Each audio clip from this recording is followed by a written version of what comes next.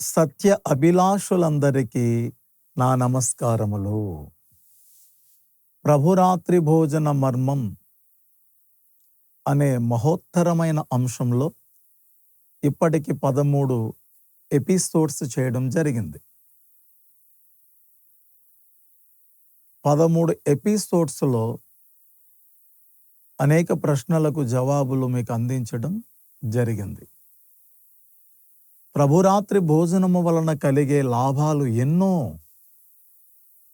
ఇంతకు ముందు వీడియోల్లో ఎపిసోడ్స్లో మీకు చాలా స్పష్టంగా లేఖన ఆధారాలతో సర్వసత్యాన్ని మీ ముందు పెట్టడం జరిగింది.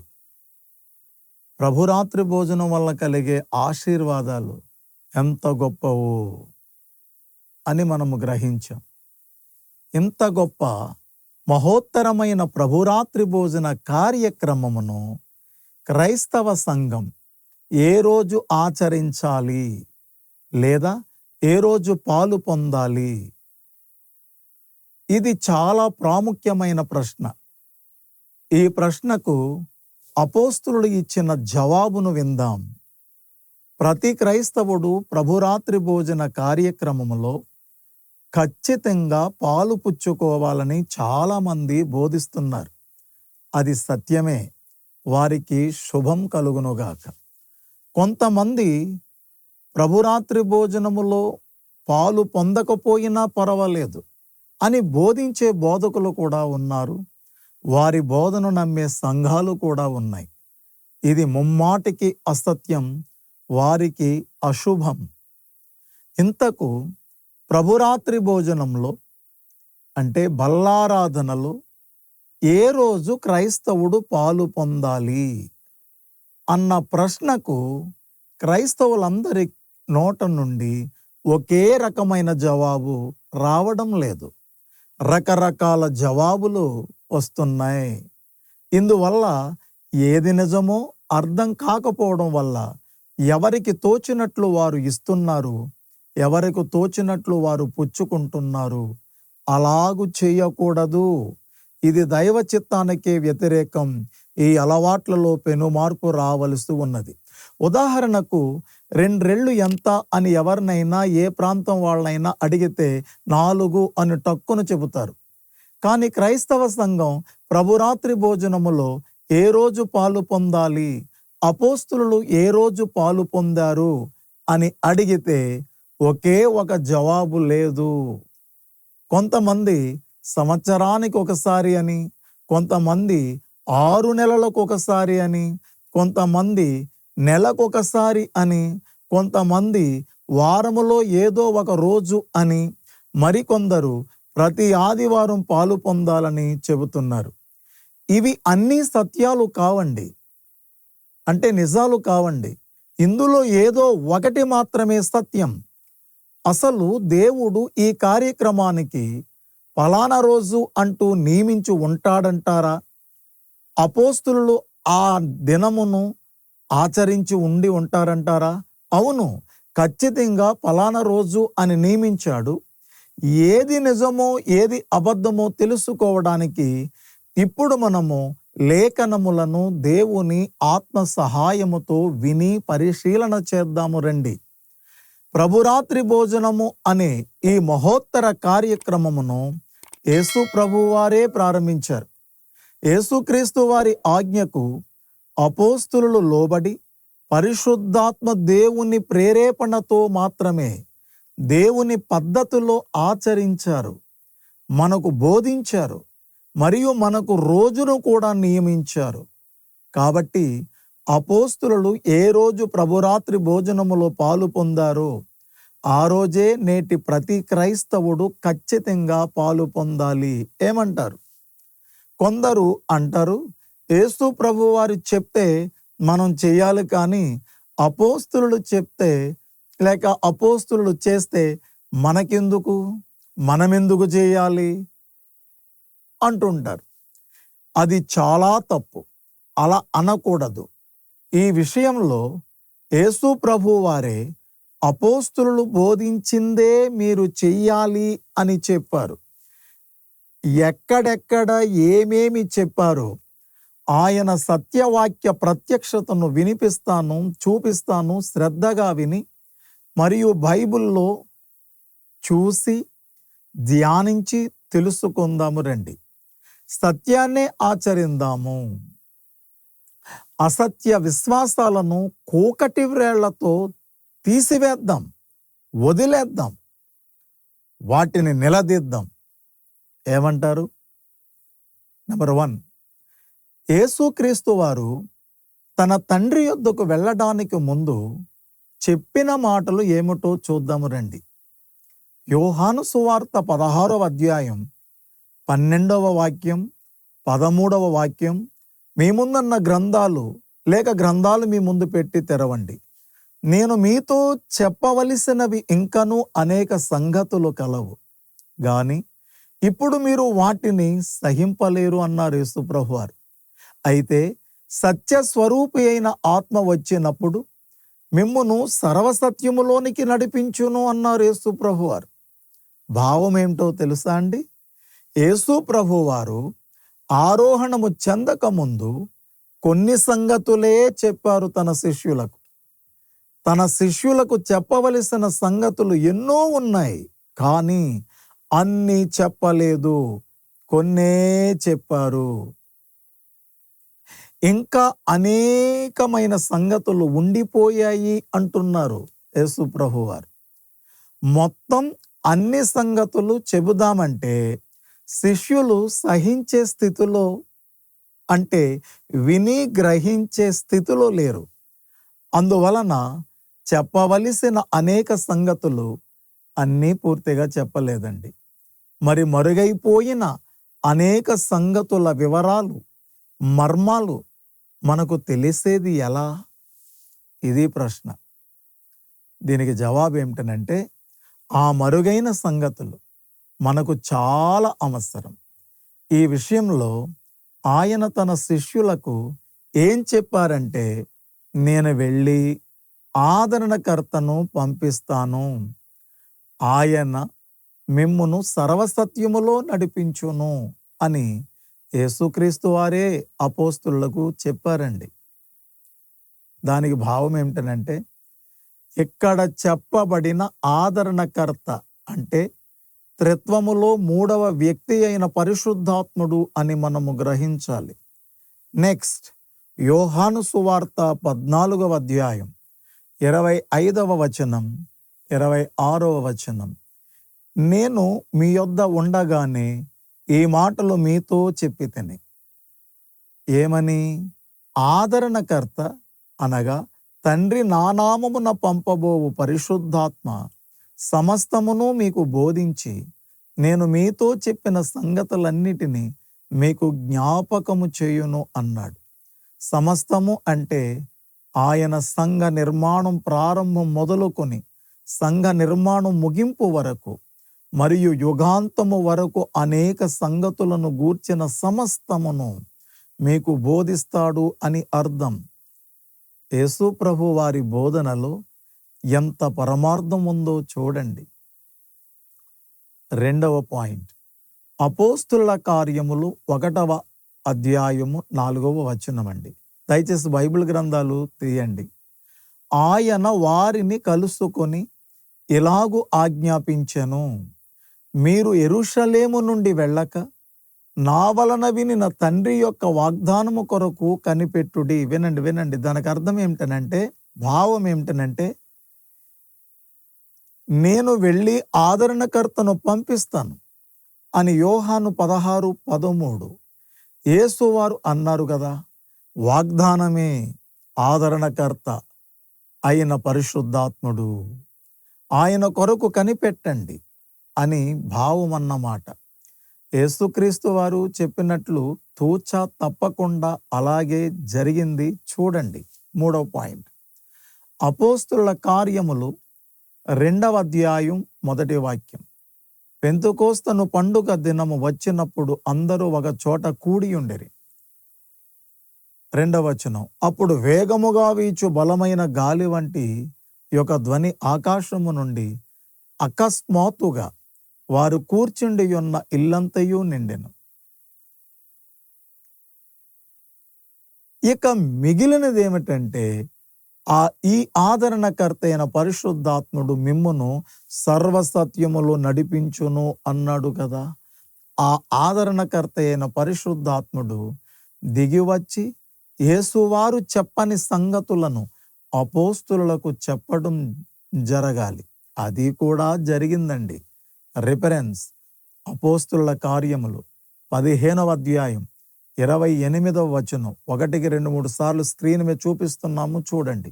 విగ్రహములకు అర్పించిన వాటిని, రక్తమును, గొంతు పిసికి చంపిన దానిని, జారత్వమును విసర్జింపవలెనని ఆజ్ఞాపించి ఈ అవశ్యమైన ఎసెన్షియల్స్ అవసరమైన వాటి కంటే ఎక్కువైన ఏ భారమును మీ మీద మోపకూడదని పరిశుద్ధాత్మకును మాకును తోచెను.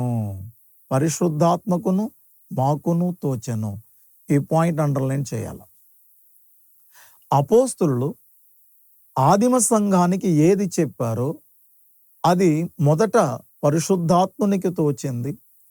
పరిశుద్ధాత్మునికి ఏది తోచిందో అదే ఆదిమ సంఘకర్తలైన అపోస్తులకు తోచింది. అదండి అసలు విషయం. అపోస్తులు ఎవ్వరూ తమ సొంత ఉద్దేశాలు గాని తమ సొంత అభిప్రాయాలు గాని బోధించలేదు. వారు కేవలము దేవుని చిత్తమునే బోధించారు. 5వ పాయింట్, తండ్రి చెప్పిన వాటినే యేసు ప్రభువారు చెప్పారు. యేసు ప్రభువారు చెప్పవలసిన వాటిలో మిగిలిన సంగతులనే పరిశుద్ధాత్ముడు అపోస్తులకు బోధించాడు. పరిశుద్ధాత్ముడు చెప్పిన వాటినే అపోస్తులు మనకు బోధించారు. అలా బోధించిన వాటిలో ఒకటి రొట్టె విరిచే కార్యక్రమం, అంటే ప్రభురాత్రి భోజనం.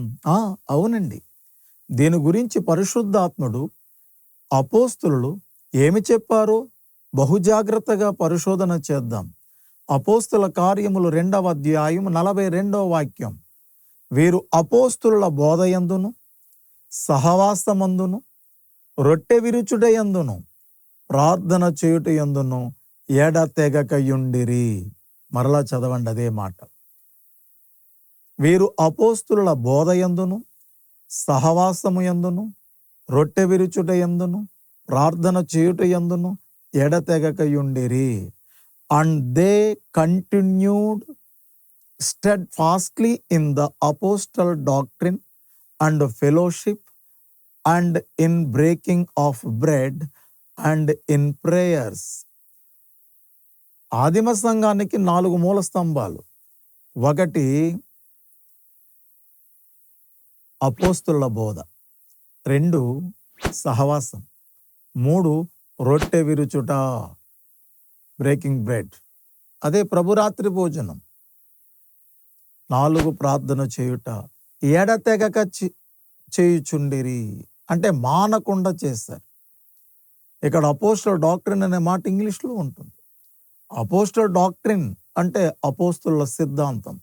అపోస్తుల సిద్ధాంతం అంటే అపోస్తుల బోధ అని అర్థం. దేవుని సంఘానికి ఈ 4 మూల స్తంభాలు. అందులో 1 రొట్టె విరుచుట అంటే ప్రభురాత్రి భోజనం అని అర్థం. ప్రభురాత్రి భోజనమును రొట్టె విరిచే కార్యక్రమం సంఘానికి మూల స్తంభం. మర్చిపోకండి, 1కి ఎన్నిసార్లు నేను చెప్తున్నాను. గృహానికి ఏ ఒక్క స్తంభం స్థిరంగా లేకపోయినా ఆ బిల్డింగ్కి ఎంత నష్టమో, దేవుని సంఘానికి ఉన్న మూల స్తంభాలలో ఏ ఒక్కటి స్థిరంగా బలంగా లేకపోయినా సంఘానికి అంటే మనకు అంతకన్నా ఎక్కువ నిత్య నష్టం కలుగుతుంది. గనుక ప్రభురాత్రి భోజనం అపోస్తులు ఏ రోజు ఆచరించారో చూచి జాగ్రత్త పడదాం రండి. వాళ్ళు ఎలాగ ఆచరించారో మనం కూడా అలాగే ఆచరిద్దాం. అపోస్తుల కార్యములు 2వ అధ్యాయం 46వ వాక్యం 47వ వాక్యం. మళ్ళా రిఫరెన్స్ చెప్తున్నాను. అపోస్తుల కార్యములు 2వ అధ్యాయం 46, 47. మరియు వారేక మనస్కులై ప్రతిదినము దేవాలయములో తప్పగా కూడుకొనుచు, ఇంటింట రొట్టె విరుచుచు, దేవుని స్తుతించుచు, ప్రజలందరి వలన దయ పొందిన వారై ఆనందముతోనూ నిష్కపటమైన హృదయముతోనూ ఆహారము పుచ్చుకొనుచుండిరి. And they continuing daily with one accord in the temple and breaking bread from house to house.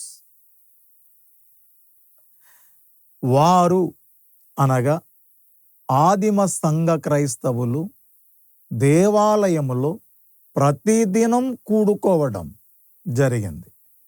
ఇళ్లల్లో రొట్టె విరవడం చేశారు. వారు దేవాలయములో ప్రతిదినం రొట్టె విరవలేదు, ఇంటింట ప్రతిదినము రొట్టె విరవలేదు.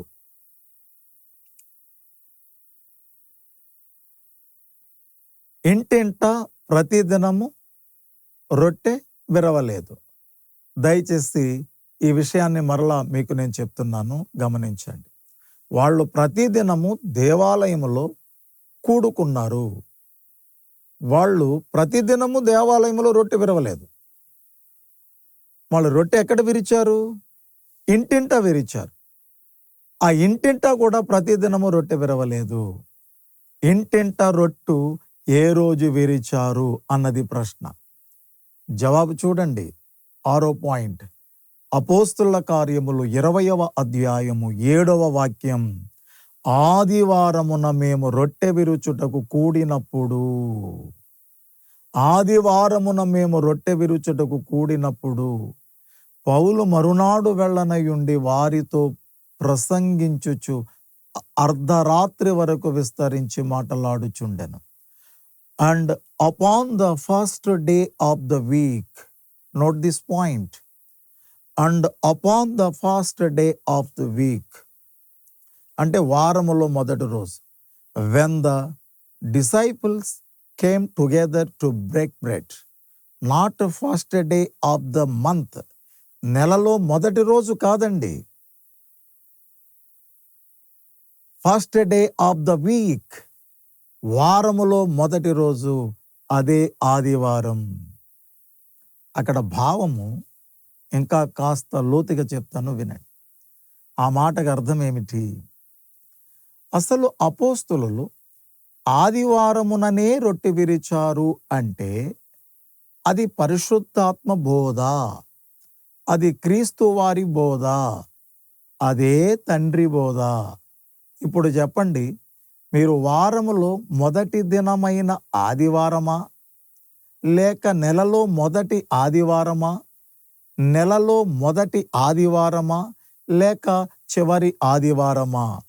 ఇలా ఇచ్చిన పుచ్చుకున్న క్రీస్తు బోధను, చిత్తాన్ని తిరస్కరించి పాపము చేయడమే అవుతుంది. అంతేకాదు, పరిశుద్ధాత్మను దుఃఖపరిచిన వారవుతారు.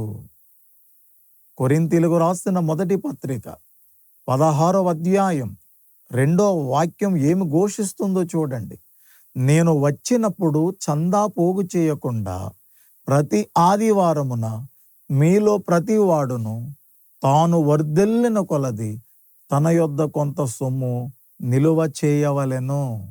On the first day of every week, don't forget, on the first day of every week,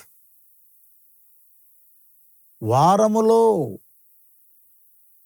మొదటి దినము, ప్రతి వారములో మొదటి దినము. Each of you is to put something aside and store it up as he may prosper, so that there will be no collecting when I come. ఆదిమ సంఘమునకు అపోస్తులు ప్రతి ఆదివారము రొట్టె విరిచారు. రొట్టె విరిచే కార్యక్రమం ఆదివారం తప్ప మరి ఏ దినమున వారు రొట్టె విరవలేదు. ప్రతి ఆదివారము ఎలాగూ రొట్టె విరవడం కొరకు కూడుకుంటున్నాం గనుక ప్రతి ఆదివారము చందా పోగు పెట్టండి అని నేర్పించారు. సంఘం కూడా అలాగనని నేర్చుకున్నారు. దయచేసి ఒక విషయం వినండి. వారు ప్రతి ఆదివారము కూడుకున్నారు. ప్రతి ఆదివారము కూడా చందా పట్టారు. చందా పట్టడానికి ఆదివారం కూడుకోలేదండి. ప్రభురాత్రి భోజనము కొరకు ప్రతి ఆదివారం కూడుకున్నారు. ప్రతి ఆదివారము ప్రభురాత్రి భోజనం కొరకు కూడుకుంటున్నారు గనుక మీరు ప్రతి ఆదివారం చందా పోగు పెట్టండి అంటే ఆదివారపు దినాన్న వారు సమకూడిన సమావేశం యొక్క ముఖ్య ఉద్దేశమే రొట్టె విరవడం అండి. సోమవారం నుండి శనివారం వరకు సాధారణ ప్రార్థనా కూటాలు జరిగించేవారు. అలా జరిగినప్పటికీ రొట్టె విరిచే కార్యక్రమాన్ని మాత్రం ప్రతి ఆదివారము మాత్రమే వారు ఆచరించారు. ఆ రొట్టెను విరిచారు. మీ ఇష్టం మీది, మా ఇష్టం మాది అంటారా? అది చాలా తప్పు. అలా అనకూడదండి. ఎప్పటికైనా మీరందరూ మేల్కొని ప్రతి ఆదివారము యోగ్యమైన రీతిలో ప్రభురాత్రి భోజనములో పాలు పొందడం ద్వారా విశ్వాసి క్రీస్తు జీవమును తనలో కలిగి ఉండి ఆత్మీయంగా బలపడతాడు. ప్రతి సంఘములో ప్రతి ఒక్కరూ ప్రతి ఆదివారం ప్రభురాత్రి భోజనములో పాలు పొందడమే యేసునాథుని చిత్తం. నెలకు, 6 నెలలకు, మరీ విడ్డూరంగా సంవత్సరానికి ఒకసారి అర్ధరాత్రి చిమ్మ చీకట్లో ప్రభురాత్రి భోజనములో పాలు పొందడం, ఇదంతా పరిశుద్ధాత్మను దుఃఖపరచడమే అవుతుంది. క్రైస్తవులారా, ఈ మాటలను మీరు పదే పదే చదవండి, పదే పదే వినండి. ప్రతివాడు తాను చేయు పనిని పరీక్షించి చూచుకొనవలనని గలతీ 6:4 చెప్పాడు. అపోస్తులు హెచ్చరిస్తున్నారు. సమస్తమును పరీక్షించి మేలైన దానినే చేపట్టండి, సత్యాన్నే చేపట్టండి. తెస్సలోనికైలకు రాసిన మొదటి పత్రిక 5:21 అపోస్తులు హెచ్చరిస్తున్నారు. కాబట్టి అపోస్తుల బోధయందును మీరందరూ లక్ష్యము ఉంచి దేవుని చిత్తాన్ని కొనసాగించాలని, దేవుని చిత్తాన్ని బాగా ప్రజల్లోనికి మీరు తీసుకుని వెళ్ళాలని ఆత్మ చెప్పుచున్న మాట చెవిగలవాడు వినుగాక. ఆమెన్. మరో ప్రశ్నకు మరో జవాబుతో మీ ముందుకు వస్తాను. జై క్రీస్తు, జై భారత్, జై CFGM.